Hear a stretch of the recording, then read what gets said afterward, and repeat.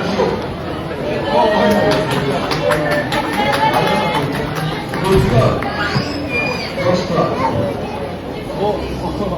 仁選手と佐々木選手に登場していただきました。それではそのフィルの方をご紹介させていただきます。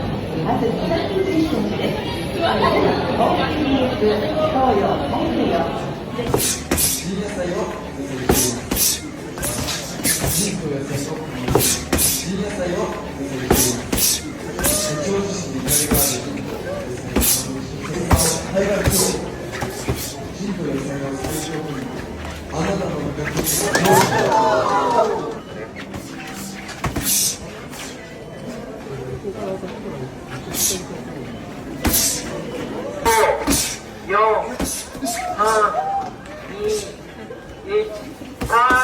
ここにいるうちの本物のスクールスポーツのために行こうぜベイビーバン国は気をつけて、現実になることがありますからね。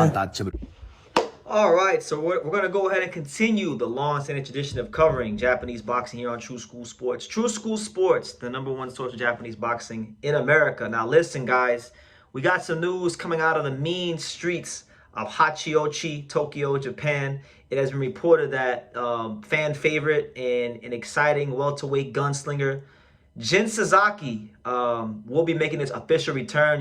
There's been a lot of speculation over the last, couple months of when he's going to return because, as many of us know, it wasn't so long ago that Jin Sasaki got,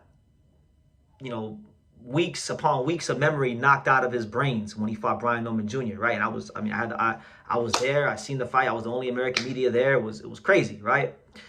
So it's been reported that he's slated to return to the ring February 19th at the illustrious and incomparable grounds of Corkin Hall. They don't have an opponent named yet. The opponent is to be announced, so we shall see who the fine folks, Issei Nakaya, Mr. Honda, all them guys, who they come up with as an opponent. It was rumored that it was supposed to be Sora Tanaka. The Mike Tyson of Yokohama. He's another guy on the domestic level in Japan, making a little noise over there. Not a great fighter, definitely very flawed. Likes to sit there and exchange. Maybe they could fight, but I don't know. The fact that they're doing the fight at Corkin Hall, it leads me to believe that Jin Sasaki's probably gonna fight a lesser opponent, which, truth be told, I have no problem with him fighting a lesser opponent. I feel like he needs a fight just to get in there, to get some rounds, to work on his actual technical boxing, to move, just those kind of things. I think that's what he needs at this stage of his career. He needs to really and truthfully, go ahead and just not try to be so damn brave. One thing about Jin, some of these fighters that are really skillful don't got no balls. But then you get guys like Jin who got too much balls, and then they have potential, but they're just too brave for their own good. So I feel like his handlers, they gotta really protect him from himself and look out for his best interests. And right now, his best interest, even with the Sora Tanaka fight, it's an exciting fight. I would love to see it. I'd love to actually be at the fight. If I could be in Japan when the fight's happening, I would attend the fight happily and pay money to go watch the fight. But right now, I think Jin needs to just he needs rounds, and he needs to work on the more nuanced parts of boxing. He don't need to be in no Japanese domestic war. Because listen, I don't care how good or bad the fighters are. When you get two prideful, young Japanese fighters in the ring, you're going to get hell on earth. You're going to get hell to pay. You're going to get a war. Because that's just part of the culture. That's part of those kind of fights. Same thing like when you get two British fighters in a British title fight. It's very, very, very similar. So, yeah, I'm excited to see what Jin can do because, when you look at the welterweight division now, and the good thing for Jin is that, Brian Norman Jr., much to my detriment and much to my, dismay, Brian Norman Jr. did not beat Devin Haney. So Brian Norman Jr. is he's just like Jin now. He's a contender. He's a former champion, so his value is higher, but he's a former contender. So if Jin can get a couple wins, he talked about getting that rematch. It'll be there if you can get some wins and show and make some noise. But even apart from a Brian Norman Jr. rematch, the division is not extremely loaded. Yeah, there's some good fighters, like you got the Chakram Giashops of the world, and Alexis Rocha, and Liam Paro, and these kind of guys, Suleiman Tazoko, but really it's not a murderer's row. And Jin Sasaki could very well find himself back into the fold of the welterweight division with just 1 or 2 wins. So I feel like, you know what, look, you do a little comeback fight a guy from like the Philippines or Thailand or Vietnam, you know, beat the shit out of them, get a couple rounds in, get your confidence back, move around, be under the lights, you know, get a win there. Then you do Sora Tanaka for the Japanese fight.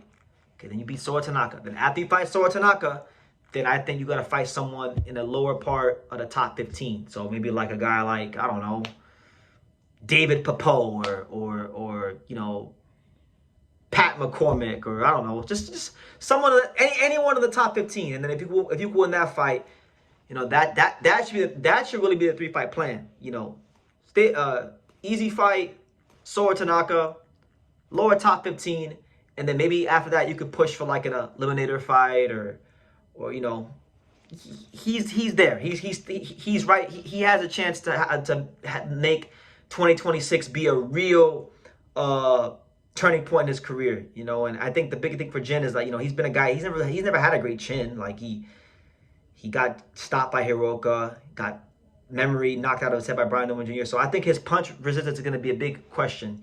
You know, will he be able to take a punch? And truth be told, look, actually, it's not even really about Jin Sasaki taking a punch. It's actually about him minimizing taking punches. I want to see Jin develop as a fighter. Like he's past this like stage of just being an entertaining fighter.